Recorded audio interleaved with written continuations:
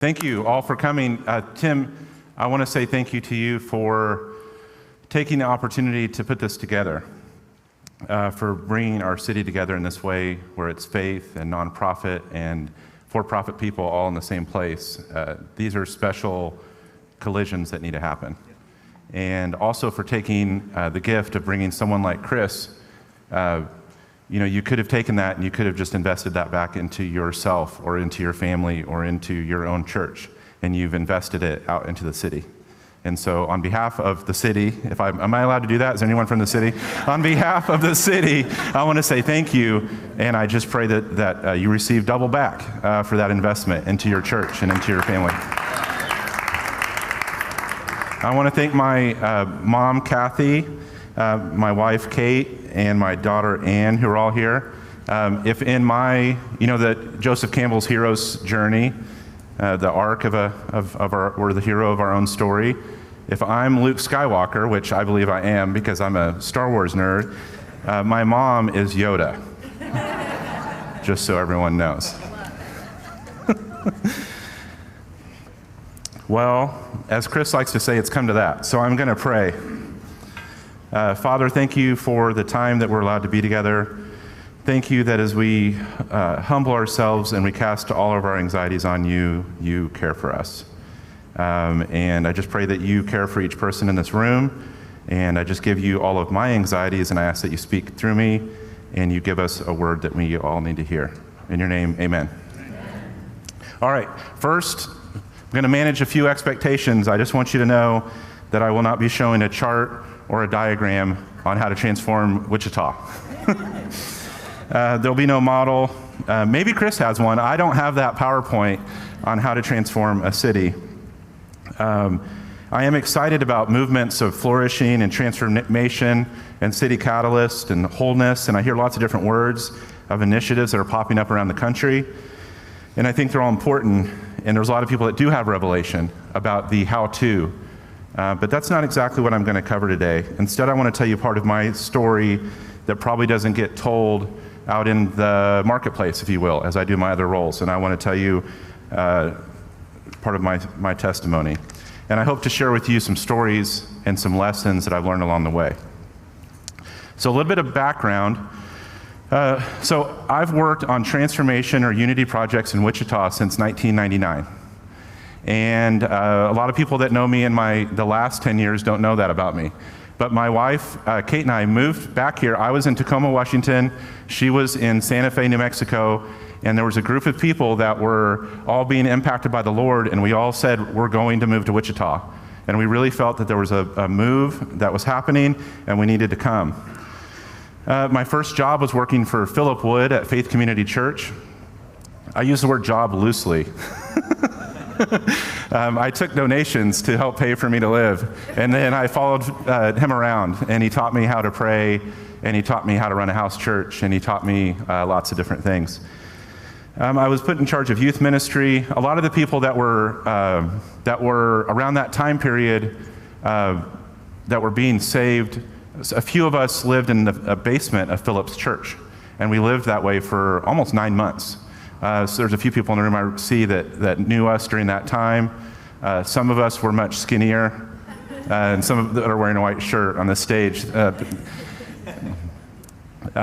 So we were called the church mice because we lived in the basement, and we were calling on the name of the Lord, and we were praying for transformation and revival for our city, and we had no idea what we were doing. That lasted for about another year and a half, and then I quit, and I moved into broader city movements and broader city ministry. And I hoped to work on something called, it was the World Impact Tour. I don't know if anyone remembers that. Then it got turned into the Heartland Impact Tour because we didn't want to compete with World Impact. And me and a group of youth pastors decided that we felt the Lord was telling us that a citywide follow-up movement needed to come behind it. So we started working on that. This movement grew, and I was part of it for about a year. It really struggled to take root, and we struggled to get to a place of practical mass action to where something could happen. It never really scaled. And that left me with a lot of frustration. Some of the things that made it not scale were we couldn't agree on basic curriculum to give the kids, because there's different factions in I don't know if anyone's heard of that. There's a lot of different factions in different religions. Christianity is not exempt, and we have lots of different opinions. I continued to love prayer, and I prayed with other believers. I was involved in the Kansas prayer mission, and we got into kind of very unique prophetic declarations before the Lord, and been to different corners of the state and done different ceremonies that were very weird, and I had no idea what was happening. But I was doing them in faith, is the point. I was doing them in faith, and that was probably 2000, 2001, 2002. I've seen and I believe in the supernatural, but I struggled to live it out in the natural. And I've worked through deconstruction and reconstruction of my own faith in weariness and burnout during what I called the dark decade. I reached a point where I was sure I was out of ministry. Anyone ever had that where you think, I'm out. I can't, I'm disqualified. I tried it in the context of me and another family. We created like an out of the camp, our version of what we hoped would be like Acts 2. It turned out being more like Hangover 2, the movie. It didn't really work out. But we kept trying. It really turned more into an anti-religion that we created in our own image. I think we lacked humility and we lacked elders. I've tried shrinking the transformation just to my family, into my workplace, primarily at the time, Mahaney Roofing. We tried moving to a small town of 1,700 people. That'd be easier, right? 500,000, that's too many. 1,700, we can do that. Now I find myself trying again in Wichita, in ministry with groups like Lead Wichita, in my civic life with the Chamber, and in my vocation at the Kansas Leadership Center. And so I was 23 when I started. I'll be 47 next month. That means that I've been working on citywide transformation for more than my entire adult life, half my life. And I'm convinced of one thing. I have no idea how to transform a city. It's really hard. Was that not what you were expecting? But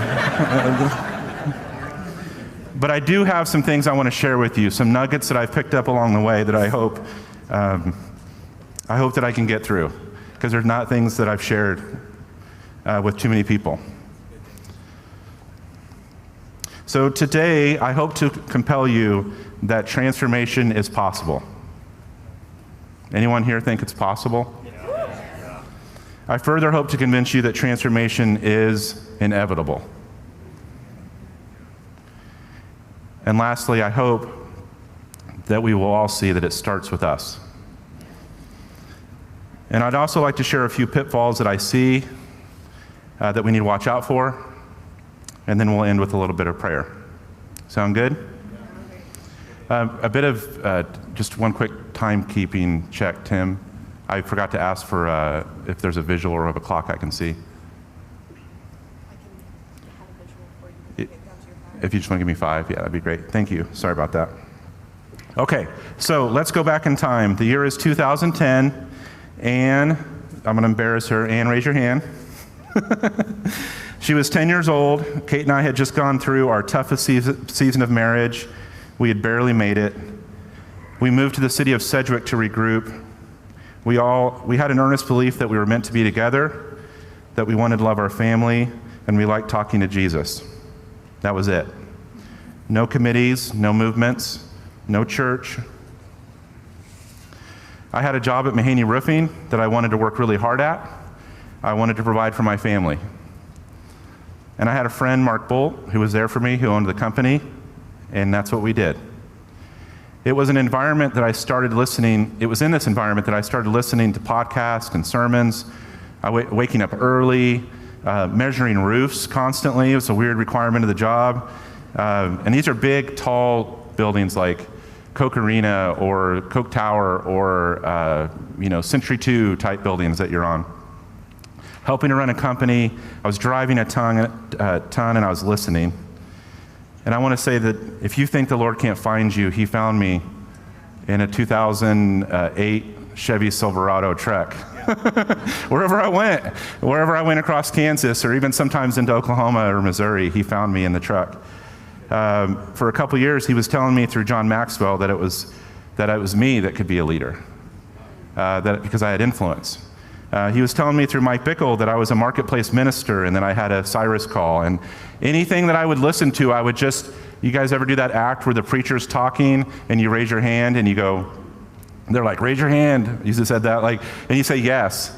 So if you would have been in my car or truck during that time, you would have seen me driving around and I would have been like raising my hand and like crying like, yes, Lord, yes, Lord. I was just signing up for stuff and I had no idea what it meant. Mainly I was weeping uncontrollably because the Lord was just wrecking me. I think God was probably cracking up of all the things that I had supposedly committed to. As my life started to stabilize, I joined my first board. It was the House of Hope Wichita, and I found another friend named Brian Ward, and he asked me to run a half marathon with him. I don't know if you can tell, but I'm not really running a half marathon type.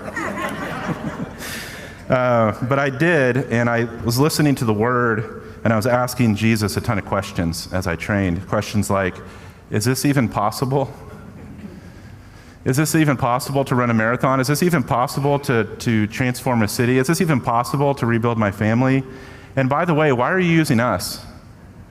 I was listening to John 17, and it says, Jesus says, I'm not praying for the whole world, I'm praying for the ones you gave me. And I remember I stopped one time when I was running, and I yelled at the sky, and I said, why? Why wouldn't you pray for the whole world? You left it to us, and we're doing a terrible job. Did you know? Did you know that we were going to misrepresent you in this way? Did you know all the harm that we were going to cause? He did, by the way. He knew what he was doing. I want to be clear, I had deep wounds and I believed many lies, mainly that I was disqualified to lead.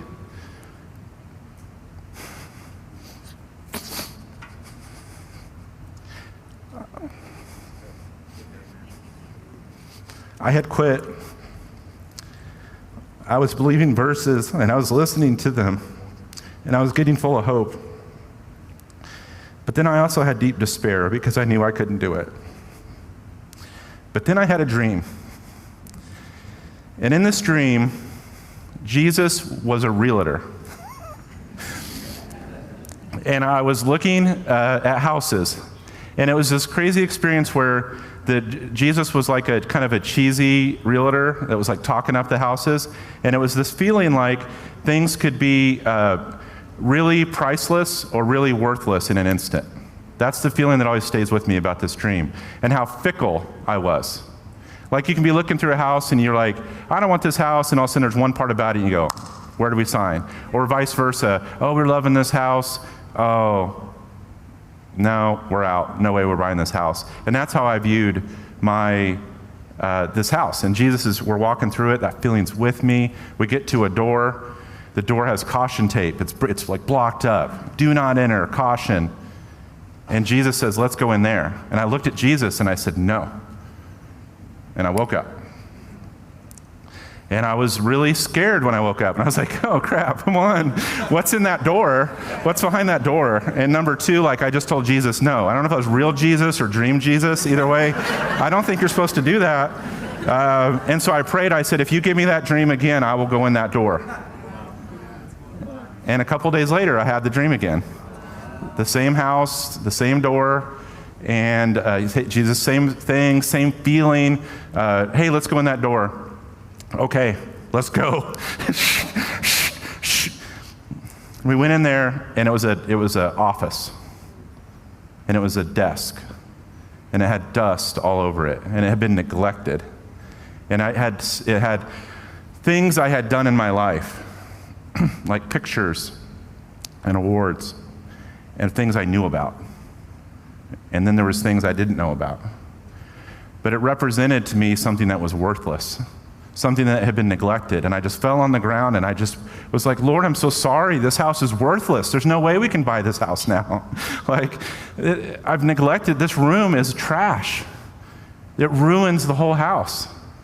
And in the dream, I'm down there sobbing, and Jesus, the realtor, puts his hand on my shoulder and he says, get up. This is my favorite thing about this house. I would demo this whole house just to have this room. I just want this room. And if we just clean this up over here, and we painted this over here, and we dusted this over here, and he's talking it up. He's like one of those shows where he's fixing up the house. And I started to get a picture. And we bought the house in the dream. And it left me with the feeling that really one word from God can transform anything. Yes. And we have to get a conversation going. We have to seek him out. It says it's the glory of God to conceal a matter, and it's the glory of kings and queens to seek it out. I said to myself, if Jesus is on this house with this office of leadership thing, then I'm on it too. Like, let's do it. I'm still running. At that, we ended up doing 5 half marathons, 2 full marathons in about 4 years. I'm listening to verses and podcasts and sermons. I'm saying yes and yes and yes, and I'm offering to lead anything I can get my hands on. A few verses that started burning and standing out. Psalm 133. We know this one pretty well. Anyone know how it starts? How good and how pleasant it is when brothers dwell together in unity. So it's like oil dripping down, dripping from a beard and dripping down a garment to the end and dripping down to our feet. And it says in that place that there's a declaration, a command, life forever. Can't stop thinking about it as I'm running. Hebrews 7:23 through 25. A new priest who has inherited and fulfilled his promise of life forever. He's ministering. He's ministering before the Father, and he's able to save completely those who come to God through him, and he intercedes for us always. Anne's now in middle school at this time. By this time, she has this dreaming, creative heart that I really want to say yes to. We decided to try and start a community coffee house in the city of Sedgwick. Kate's now pray walking at this time, walking around. I'm praying and running and sketching what the meeting house might look like. In the midst of that, I started holding citywide prayer meetings. Mind you, I'm not going to church at this time. With 4 to 5 pastors in Sedgwick, we rotated churches each week, and none of them came. One friend typically came with me. His name was Paul Nicholson. And then one day a pastor came. And he did like pastors tend to do. Sorry, Tim and Chris and other pastors. You guys didn't raise your hands, even though you're pastors and you tell people to raise your hands. But I know you're here. And he said something. He said, I can only stay for a few minutes. And he was giving himself a way out. And I began to pray. All of these things that I've been saying yes to for the last several years were just like cooked up in me. And we get there and I say, okay, that sounds good. Jesus, you are my priest. Jesus, you are my brother. How good and pleasant it is when we dwell together in unity. I know you are before the Father right now interceding for me and my family and my city. What are you praying, Lord? Can we agree with your prayer? There was 3 or 4 of us in the room, and all I know is I had set a timer for an hour, and we're all just wrecked, and we're on the ground, and we're just like weeping, and we're reading Bible verses, and we're talking, and the pastor that said he could only stay for a few minutes, the next time I see him, we're both on other sides of the table, and we both come up like this, and our faces are just covered, and we just had joy on our faces, because we were together. It was starting to take shape. The renewal of my marriage, 2 more kids, me occupying my office of leadership, the transformation and restoration of all things, becoming my ministry, possible, inevitable, and ours. Another story, John 17:13, says, I am coming to you now, but I say these things while I am still in the world, so that they may have the full measure of my joy. So I was running, listening to John 17 on repeat, and I'm hear this part, the full measure of my joy. You will have the full measure of my joy. And it got me super curious, and so I screamed up to the sky in the town of Sedgwick, and I said, how much is the full measure of your joy? And I heard a voice, not an audible one, an inclination, a feeling, whatever you want to call it, and he said, I'm going to show you. And I ran home, and I was wrecked. And I was just crying, and I was praising God. Then I got home, Kate was there, and I'd bought a packet of those daily breads that you can hand out, like little Bible verse books, and I was going to give them to my employees, and I opened it up, and I was just like, I wonder what the verse of the day is, and I opened it up, and it said, consider Jesus for the joy that was set before him, endure the cross. And I took it, and I threw it on the ground.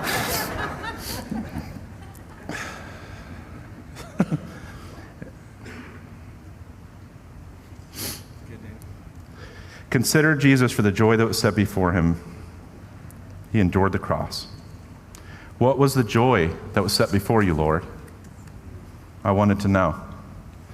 And it started to well up again. Life forever.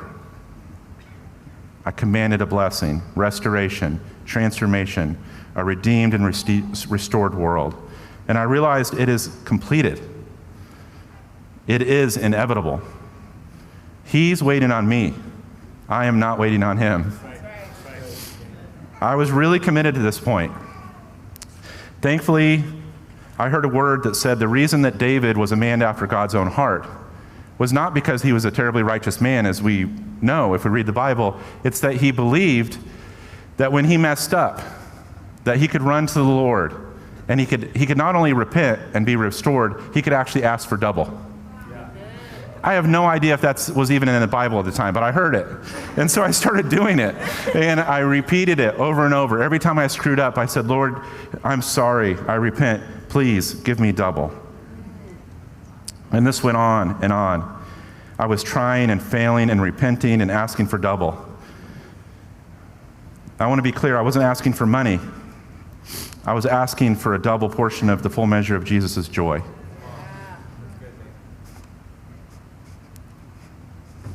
And then I asked for double love. And then I asked for double leadership and favor. And then I asked for double compassion. And then I asked for double gentleness. And God gave it to me again and again. Do you know how rich God is in these things? I never asked for more authority, but he gave it to me. I've been on this journey now for many years of just basking in the fellowship with him. And when it comes to these things, I found that not only can I get double, but I always am refilled. I can give it away without any regard because I always have plenty. I believe that along the way, the trust between me and the Lord grew. Not that I would get it right, but that I knew where my strength came from. So that is part of my testimony. And I believe that if you ask the Lord about how to transform our city, I believe that he'll share some version of that journey with you. It'll be different verses. It'll be different activities. Your make and model of your car might be slightly different than mine.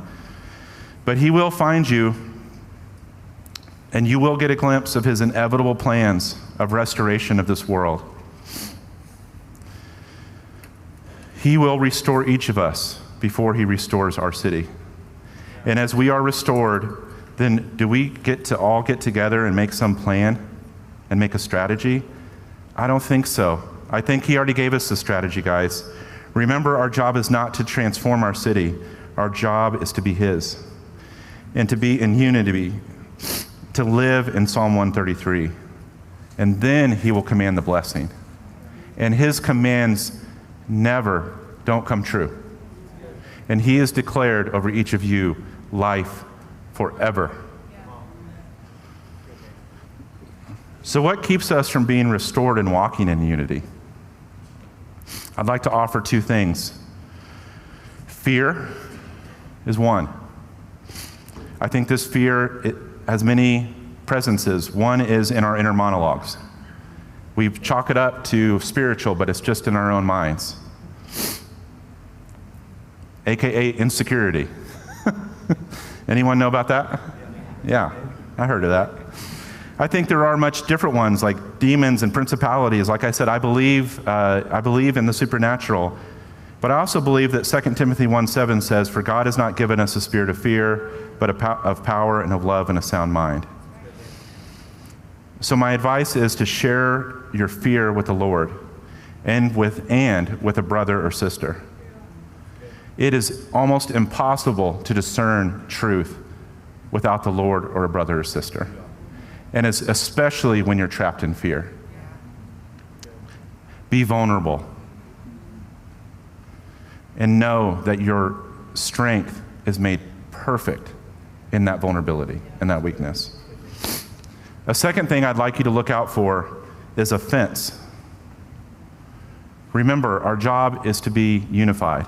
He will take care of the rest. What gets in the way? Our offense, brothers and sisters, it's in the way. And it is disguised as preference. We think that we have I like that shade of blue, or I like that shade of blue, and we're convinced that it's truth.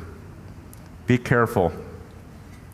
Proverbs 18:19 says, a brother offended is more unyielding than a strong city, and quarreling is like the bars of a castle. The only way I found out of that castle is to catch the repeating soundtrack of offense and to run towards it, and to run and find that brother or sister and demand. This is me driving around in my truck acting like a crazy person. Demand that offense leave me. And run towards that brother and sister and be reconciled. And I think at some point, start to pray for a blessing for them with everything I have, knowing that I'm not strong enough to fight the offense, but I am strong enough to pray for that person and their kids' kids, for victory in whatever they're tackling, and I can bless them. That is in my control, and you can be set free from offense, friends.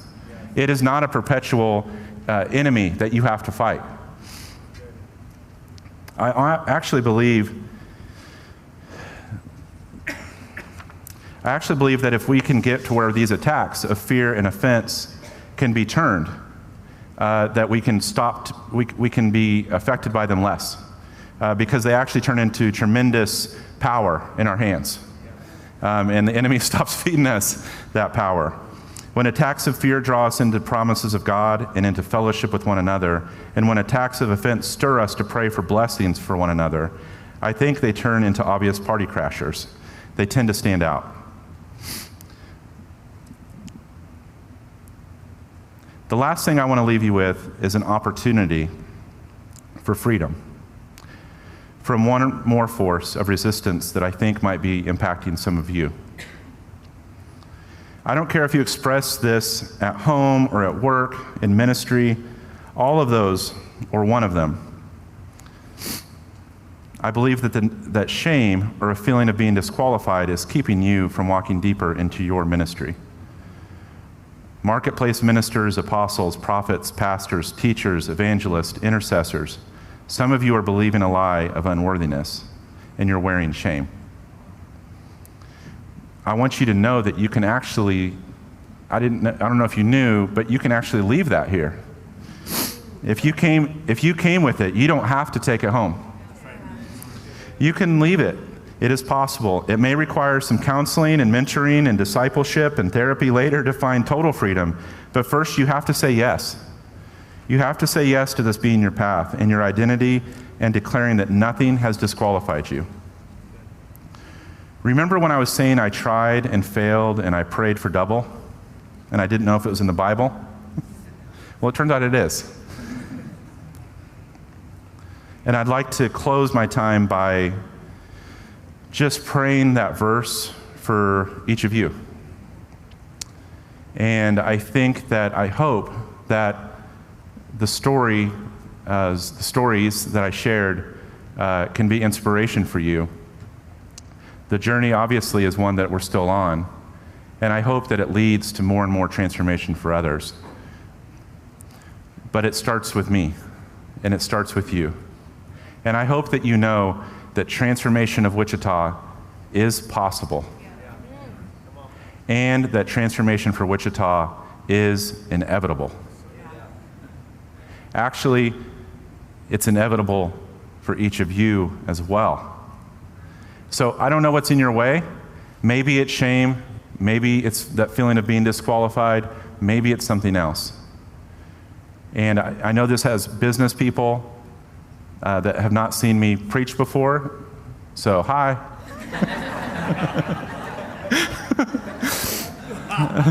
But I haven't, well, I don't know if I have preached for it's been a while, huh? But what I would invite you to do is just say yes. Just be like that crazy guy that worked at a roofing company who's driving around saying yes to Chris Valentin's sermons, not having any idea what I was saying yes to. How do you do it? You say, put your hands on your heart, right? And I think, so I'm actually going to invite you to do that today. Could you put your hand on your heart? And I'm going to pray this, Isaiah 61:7. Thank you for the promise, Father. Thank you that your restoration of all things is not only possible, but inevitable. Thank you for each person in this room.